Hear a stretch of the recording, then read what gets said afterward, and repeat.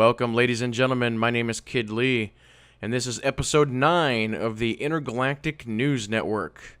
This is going to be the first post-launch Intergalactic News Network, and as I promised, the show has been revamped.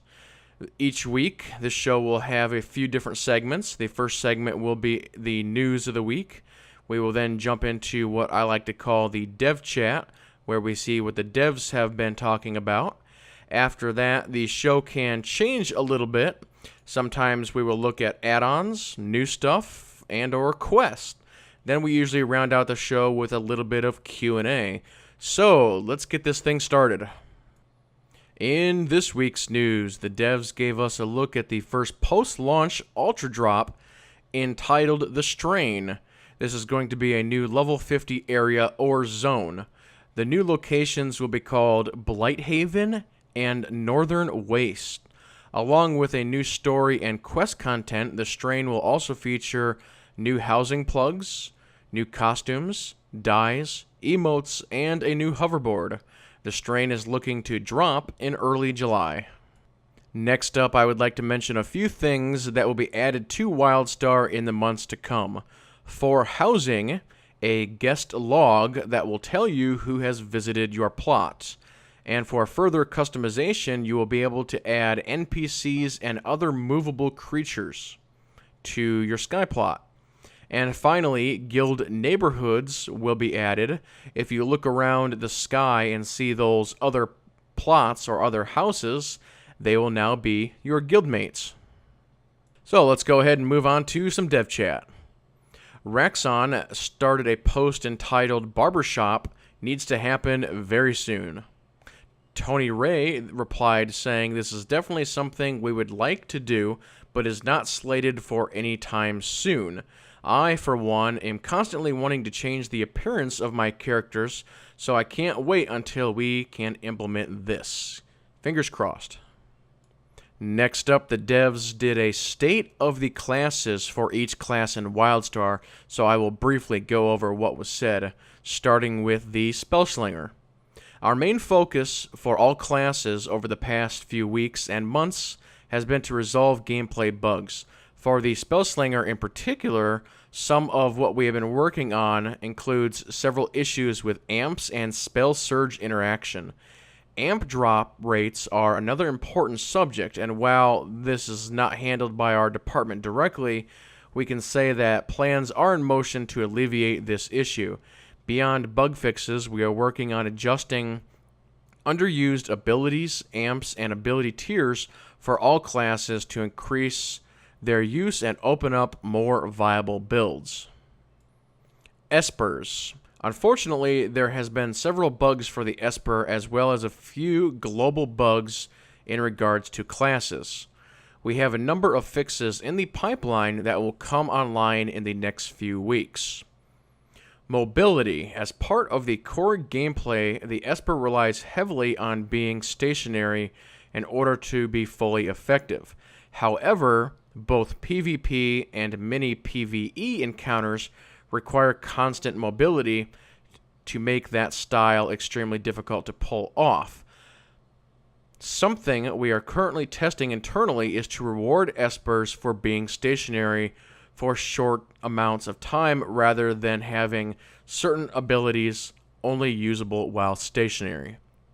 So that is something to look forward to. Engineer. Our main focus over the past few weeks and months has been to resolve gameplay bugs. You will begin to see the fruits of that labor over the coming weeks. The Engineer has been plagued by more issues than any other class, and not every bug will be resolved, but we are making progress. Beyond bug fixes, we are working on adjusting underused amps, abilities, and ability tiers for the Engineer. Moving on to the Medic. Unfortunately, there has been several bugs for the Medic as well as bugs that are affecting all classes such as cooldown reduction. We should have a number of fixes pushed to the live over the next few weeks.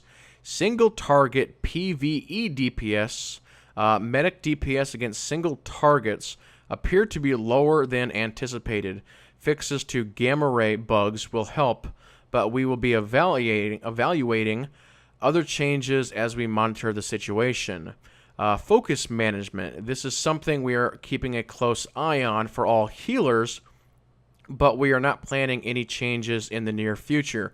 However, an issue for newer players is that emission does not properly display its focus cost, and we are working on a fix for that bug.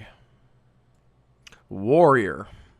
Luckily, the Warrior has fewer class bugs, but is suffering from bugs that are affecting multiple classes, such as the cooldown reduction issues.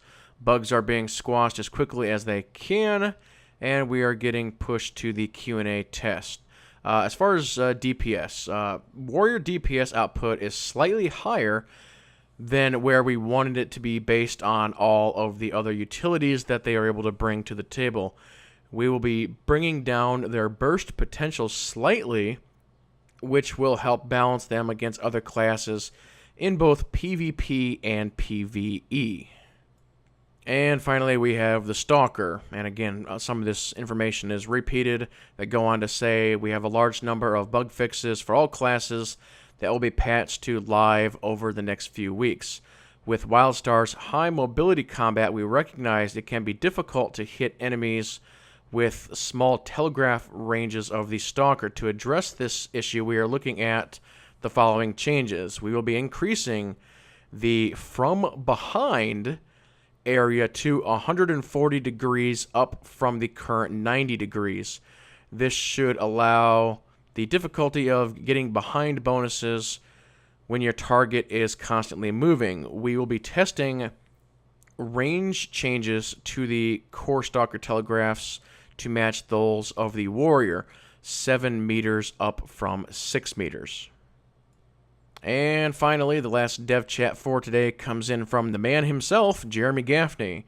He created a post called Mass Bot Hack Bans Round 1. In the post, he went on to say that they have added additional logging and hack bot detection into WildStar. The first round of mass bannings for hacking botting has now happened. Thousands of accounts will be banned based on log crawls and cheat detection.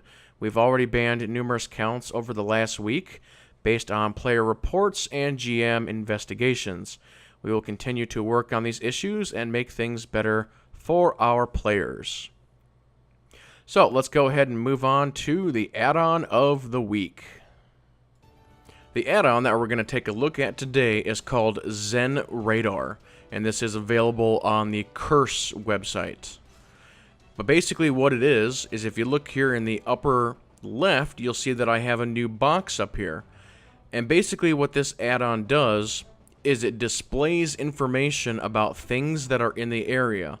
Things like quests or quest objectives, mining nodes, lore pieces, datacrons, and so forth and so on. And you're actually able to select the options here and actually choose, what do you want to see, what don't you want to see. So like this particular character I'm on, he's a miner, so I want to, display mineral nodes, but I don't need to see the trees or relics or herbs or any of that stuff. And you're able to customize this for each and every character. Now, if you have things that are showing up that you don't want, like for instance, it's picking up a bunch of these flying whim fibers, which are these little guys that are floating in the air here. All I have to do is click on their name and hit the add to blacklist, and it will remove them.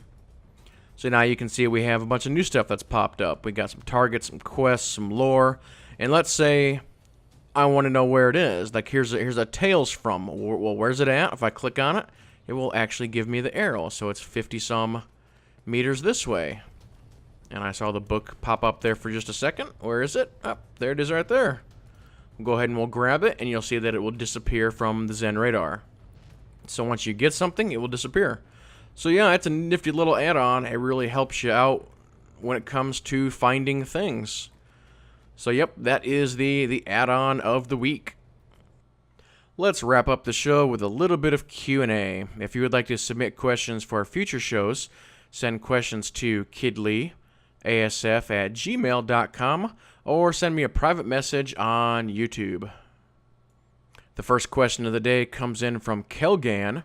They ask, I was wondering, if I create a new character, will it be possible to make it a roommate in my main's house?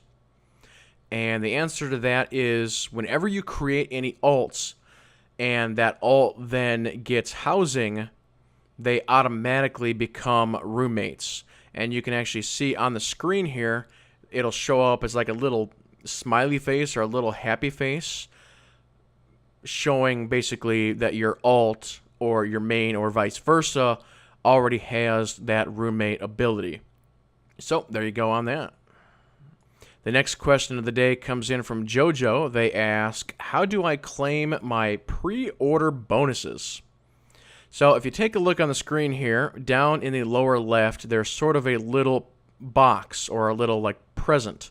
If you click on that, all of your pre-order bonuses will be under here. You're then able to select them and bind them to whichever character you want. And the boom boxes, you can only open one boom box per day. I think the timer is like 22 hours, so technically it's slightly less than a day, but basically one per day nonetheless. And finally, the last question for the day comes in from Kelsey. They ask, at what level do I get my house? And this is a very common question that I see all the time. The straight up answer to that is level 14. Once you actually get to 14 and make your way to the capital city, you'll actually pick up a quest to go see the Protostar housing guy.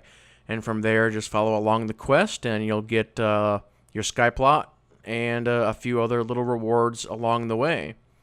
So, yep, ladies and gentlemen, that will go ahead and do it for the Intergalactic News Network for the week. So, with that being said, everybody keep playing and have fun.